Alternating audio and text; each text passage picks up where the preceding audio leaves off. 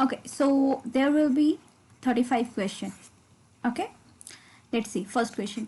देवता किन्हें गोद में लेंगे? फूलों को, तारों को, बुरे लोगों को, परोपकारी अच्छे काम करने वाले लोगों को? Of course this one. ठीक है. कवि के अनुसार सभी मनुष्य क्या हैं? मतभेद है, मतभेदी करने वाले नहीं. दुश्मन है, नो. दोस्त है, नो. भाई बंधु हैं. मनुष्य को अपने चुने हुए मार्ग पर किस तरह चलना चाहिए? सी, हमने लास्ट स्टैंजा में देखा था, पोएम जो था क्या था लाइन, चलो अभिष्ट मार्ग में सहर्ष खेलते हुए. मतलब चुने हुए मार्ग पे सहर्ष मतलब खुशी से. तो आंसर क्या हो जाएगा? डी, खुशी से.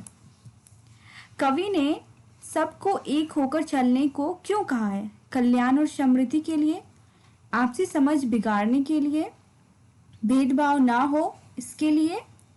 तो आई थिंक सबके लिए, राइट. कल्याण और समृद्धि के लिए भी, और आपसी समझ जो है वो लोगों में ना घटे, ना बिगड़े. हमने देखा था हेल मेल ना घटे, तो आपसी समझ ना बिगाड़ने के लिए, और भेदभाव ना हो, तो मतलब डी सब ही होंगे आंसर. व्यक्ति को किस प्रकार का जीवन जीना चाहिए? परोपकारी एवं सर्वहितकारी, या ये गलत, सही लग रहा है. स्वार्थकारी नो. अपनों के बारे में सोचते हुए नो. सभी नो. तो this is your correct answer.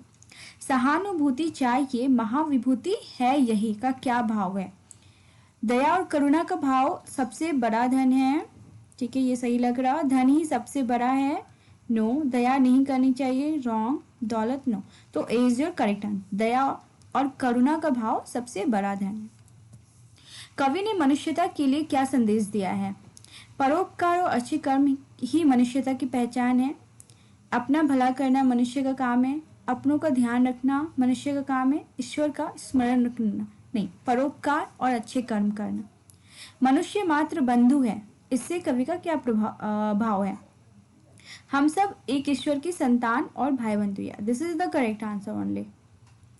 And हम सब एक हैं, ईश्वर एक है नहीं, तो हम सब जो है संतान है, और मनुष्य मात्र बंधु है, भाई बंधु है. सी, समटाइम्स आपको लगेगा कि ये भी तो आंसर हो सकता है, ये भी हो सकता है, ये सभी हो सकते हैं, बट नहीं, you are in 10th standard. ठीक है, तो एग्जैक्ट वही जो 100% सही है आपको उसी पर ही टिक करने हैं. आपको ऑप्शन में ऐसा लगेगा, लाइक सपोज करो A B C and D. Okay, तो समटाइम्स ऑप्शन में आपको दिया हुआ रहेगा 99%, आपको लगेगा चांस कि हाँ ये तो करेक्ट है. कुछ रहेगा 98% कि हाँ ये भी हो सकता है, 97 ये भी हो सकता है, बट आपको 100% जो करेक्ट होगा एग्जैक्ट आंसर उस पर टिक लगाना है. ओके. कवि ने किस बात की प्रेरणा सबको दी है? एक होकर चलने की, अनेकता में एकता, एकता में अनेकता, भिन्नता की, एक होकर चलने की. This is your correct answer. इस कविता में कवि किन किन मनुष्यों को महान मानते हैं? परोपकारी मनुष्य को, हाँ इसको मानते थे. अपना भला करने वाले को नहीं. अपने रिश्ते नातों को नहीं. सभी को नो. तो परोपकारी मनुष्य को.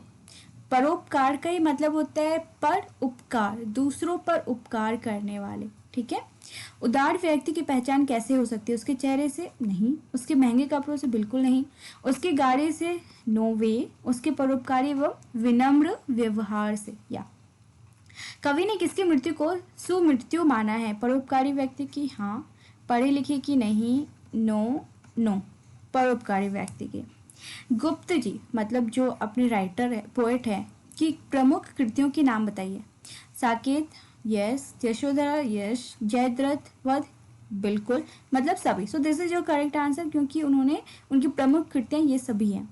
कौन बहुत दयावान है? राजा शिवी भी थे, महात्मा बुद्ध भी हैं, परोपकारी लोग भी हैं, बट यहाँ पर सभी का ऑप्शन नहीं है. तो this is your correct answer. ईश्वर सबसे ज्यादा दयावान है इन 3 के comparison. So here this will be your correct answer. किन महान व्यक्तियों का गुणगान पुस्तकों में किया जाता है? जो अपना स्वार्थ सिद्ध करते हैं, नो. जो स्वार्थ का मतलब होता है सेल्फ. ठीक है, तो जो धनी होते हैं, नहीं. जो परोपकार करते हैं, बिल्कुल राइट. अहंकार मतलब ईगो करते हैं, नो. तो this is C is your correct answer. कवि ने असली मनुष्य किसको माना है? जो संसार को भाईचारे के भाव में बांधता है, इसे भी था. जो दूसरों की चिंता करता है, जो दया और परोपकारी का भाव रखते हैं। ये सभी अलग अलग स्टेंजा में हमने देखा।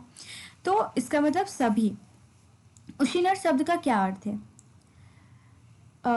यहाँ पर गांधार देश का राजा शिबी होगा, ठीक है। This will be your correct answer. अगर गांधार नहीं रहता है, अगर उशीनर है, तो वो भी करेक्ट आंसर होगा, डोंट वरी। गुप्त जी की काव्य की कथा वस्तु पाठक के सामने क्या प्रस्तुत करते हैं? इसका मतलब गुप्त जी की जो ये काव्य है, जो कविता है, इसकी कथा वस्तु मतलब मेन स्ट्रीम क्या है, ठीक है, मतलब रीडर के सामने क्या फीलिंग आती है पढ़कर। तो हमने देखा था भारत के अतीत का स्वर्ण चित्र, मतलब यहाँ पर आपने देखा रंती देव के बारे में है, गौतम बुद्ध के बारे में है, फिर कर्ण के बारे में है, और शिवी के बारे में, राजा शिवी के बारे में। तो सबके बारे में जो हिस्ट्री के थे उन लोगों के बारे में दिया गया था एग्जाम्पल कि वो लोग कितने परोपकारी थे। तो this will be your correct answer. Maithili Sharan Gupt का जन्म कब और कहाँ हुआ था? तो ये क्या लिखा हुआ है, हिंदी में लिखी हुई है, तो आपको समझना है what is written in the first A question 1886, ठीक है। एंड बी में क्या लिखा हुआ है 1887, एंड सी में क्या लिखा है 1889। तो एंड डी में तो डेट नहीं लिखा है, तो डी तो है ही नहीं, महोबा में नहीं हुआ था। हाँ, अब यहाँ पर देखो झांसी और झांसी के चिरगांव दोनों हैं, बट आपको यहाँ पर डेट देखना है, तो 1886 में हुआ था, मतलब झांसी के Chirgaon. So this is your correct answer. मदांश का अर्थ क्या है? गर्व से भरा, गर्व से महान, गर्व से भरपूर, गर्व से अंदर। अब नाउ यू विल फाइंड कि ऑल आंसर तो सिमिलर ही लग रहे हैं, राइट, बट यहाँ पर आपको पहले इस वर्ड का मतलब निकालते हैं, मदांध, ठीक है। अगर इसका हम संधि विच्छेद करते हैं तो क्या होगा, मद अंध, राइट। तो मतलब गर्व से अंधा, तो this is your correct answer, गर्व से अंधा। कवि ने किन पंक्तियों में गर्व रहित जीवन जीने की सलाह दी है? सहानुभूति चाहिए, महाविभूति है यही। नहीं, इसमें तो ये अलग था इसका मैसेज। रहो न भूल के कभी मगांध तुच्छ वित्त में। हाँ, तो ये हो सकता है, क्यों? क्योंकि यहाँ पर क्या है, रहो न भूल के कभी, मतलब हमें अपनी प्रॉपर्टीज, अपने जो धन है उस पर कभी हमें क्या होना चाहिए, गर्व नहीं होना चाहिए, और ठीक है, उस चीज़ पर हमें घमंड नहीं होना चाहिए। सनाथ जान आपको करो न गर्व चित्त में। सनाथ जान मतलब कि आपके अपने हैं, उस चीज़ पर जो है गर्व मत करो, प्राउड मत करो, ठीक है। तो ये भी लाइक 90% चांस है, थोड़े बहुत लग रहे हैं ये भी। मनुष्य मात्र बंधु, और ये 90+ लग रहा है चांस, ठीक है। मनुष्य मात्र बंधु है, कोई नहीं, नहीं तो रॉन्ग मुझे आई मीन रहो न भूल के कभी मगांध तुच्छ वित्त में। So this is your correct answer and it is your 100% correct. Now, ईश्वर किसके साथ रहते हैं? बुरे लोगों के साथ? नो। स्वार्थी लोगों के साथ? नहीं। अपना काम करने वालों के साथ? बिल्कुल नहीं। सो रेज योर करेक्ट आंसर, दयालु लोगों के साथ। ईश्वर का साथ पाने वालों में सबसे बड़ा उदाहरण किसने दिया है? कवि ने किसका दिया है? ओके, तो महात्मा बुद्ध का। हाँ, कवि ने महात्मा बुद्ध का एग्जाम्पल दिया था, राइट। कवि के अनुसार महात्मा बुद्ध को क्यों आज भी लोग याद करते हैं? क्योंकि वे भगवान हैं इसलिए भी याद करते हैं, क्योंकि वे महान हुए हैं इसलिए भी याद करते हैं, क्योंकि उन्होंने राजपाट छोड़ दिया था। हाँ, एक एग्जाम्पल दिया जाता है कि उनके दयालु भाव के कारण। तो एग्जैक्ट आंसर आपका ये है, उनके दयालु भाव के कारण। Not this, not this, not this. कवि के अनुसार कोई भी व्यक्ति अनाथ क्यों नहीं है? क्योंकि सब बड़े हैं? क्योंकि सब कमाते हैं? नो। क्योंकि सब समझदार है? बिल्कुल भी नहीं, क्योंकि सबका पिता वो ईश्वर एक है। So this is your correct answer. आकाश में कौन खड़े हैं? तारे तो हैं, चांद भी है, सूरज भी है, बट कौन खड़े हैं? तो असंख्य देवता अकॉर्डिंग टू दिस पोम। आकाश में देवता क्यों खड़े हैं? अच्छे काम करने वाले लोगों की प्रशंसा के लिए। हाँ, ये भी हो सकता है। तालियां बजाने के लिए, सब पर नजर रखने के लिए।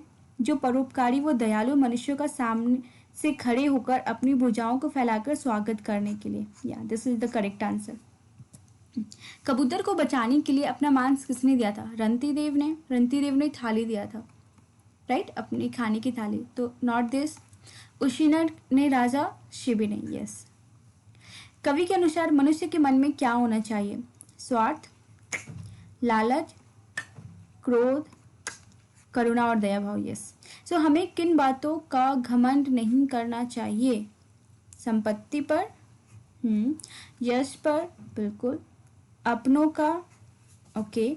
तो हमें इसका आंसर सही हो जाएगा, हमें अपनी संपत्ति पर भी घमंड नहीं करना चाहिए, अपने यश पर मतलब फेम जो आपका है उस पर, और अपने जो हमारे साथ है उस पर भी, किसी भी चीज़ पर हमें घमंड नहीं करना चाहिए।